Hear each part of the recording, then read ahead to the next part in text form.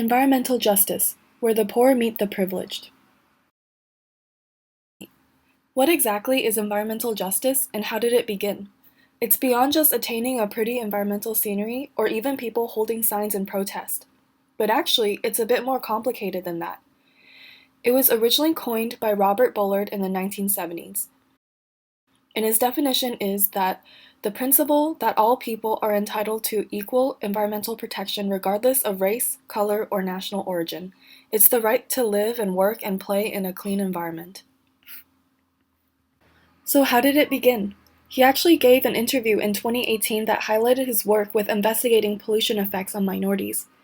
He began by being involved in EJ in Houston of 1976.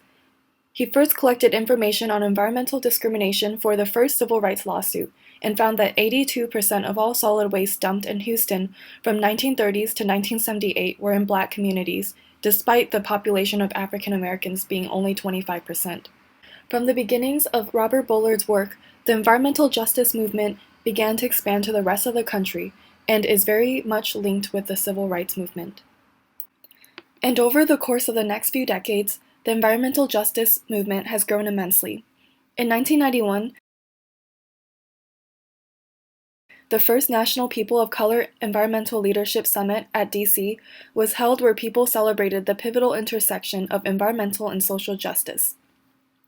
650 community and national leaders from 50 states and more came together and drafted 17 principles titled The Principles of Environmental Justice. So now that we have the basic background down, there's actually still a lot of intricacies to a do-good term like environmental justice. For a term like environmental justice to exist, there's injustice that communities of people face. And if there are injustices, that means on the opposite spectrum there are people with privilege. Environmentally, this privilege can mean exclusive access to environmental amenities, resulting from the exercise of economic, political, and cultural power that some groups enjoy. These can include things like organic and pesticide-free foods, healthier air quality, and such. In other words, as long as environmental injustice can be observed, so can environmental privilege. They're actually the same parts of the same coin. Environmental privilege is hard to discern due to social distance between those who receive and those who suffer from disproportionate effects of natural resource distribution.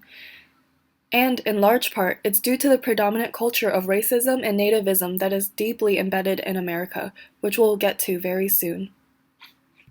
To better understand the complexity of environmental racism and injustice, we need to also take a look at the people on the opposite spectrum, the wealthy elites. And a great example is a paper titled The Slums of Aspen by Park and Pellow. Despite our nation's pride in the immense diversity of people with different colors, cultures, stories, the predominant narrative even for environmental justice is still deeply intertwined with America's history with immigration. Over time, the culture of racism and nativism, the policy of protecting the interests of native-born inhabitants against those of immigrants, have evolved and remained. Let's take a look at how this culture of racism and nativism has contributed to not only disparate impacts on certain communities' access to natural resources, but also in highlighting the fact that we need a change in the lens that we use to view and progress the environmental justice movement. Nativism in the United States has a long history. Even in the 1750s, Ben Franklin, who was well known for his anxieties about German immigrants, wrote that, "Unless the stream of their importation could be turned, they will soon so outnumber us that all the advantages we have will not be able to preserve our language, and even our government will become precarious." And later, in 1798, President John Adams was given the power to deport anyone he seemed dangerous to national security. This stream of anti-immigrant policies is long-standing, and to go back to all of its cases would be a difficult task. Even later in the 1990s, nativism grew as the U.S. experienced economic insecurity, which led to a huge gap between the rich and poor. As immigration still continued, many feared that whites would become the minority. Even more, some other fears that were inevitably attached were that immigrants would also take away jobs from the natives, they would strain public resources, like welfare and tax money, and even threaten the culture of the nation with their new languages, religions, and backgrounds. Anti-immigrant sentiments grew even at the policymaking level. Arizona Senate Bill 1070 gave authorities power to deport Latinos. The Immigration Act of 1996 prevented solicitation for immigrant laborers looking for jobs.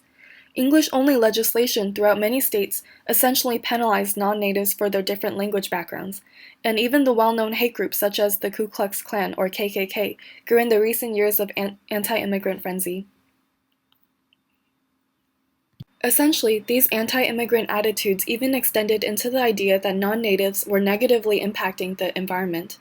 Things like complaints about immigrants emitting too much pollution from driving older vehicle models, or littering in mountain caves of Aspen because they were homeless and housing was not affordable, or even having too many babies that will contaminate the pristine environment of the Rocky Mountains of Aspen. Ironically, the same nativist worldview that just as quickly deems immigrants as the source of our environmental issues is the same one that enjoys and reaps the benefits of everyday reality. This is especially the case in a place as pristine and luxurious as Aspen, where it bolsters world-class amenities for the selective few such as ski lodges, beaches, spas, fine restaurants, and breathtaking scenery. Meanwhile, on the other spectrum, Aspen can be a vastly different place for others, for the low-wage workers that are always behind the scenes in ensuring that Aspen retains its allure. When an immigrant was interviewed if he found time to enjoy the Rocky Mountains of the Aspen Valley, he replied with, "Mountains? What mountains?" Along with the anti-immigrant mentality, policymakers even were lauded as being courageous, quote-unquote, because they had to make these difficult decisions despite our history with racism. Colorado Governor Richard Lamb says that, "It's not a question of compassion, it's a question of what kind of country do we want to leave our children with," even going so far as to deem it as a hate crime against future generations. Ironically and unfairly, he's using the argument of reverse discrimination to allude to the well-being of future generations of native-born white children. Even more, environmentalists in places like Aspen innocently claim that they just want to preserve their way of life. However, their lifestyle inherently relies on certain groups of people having power over others.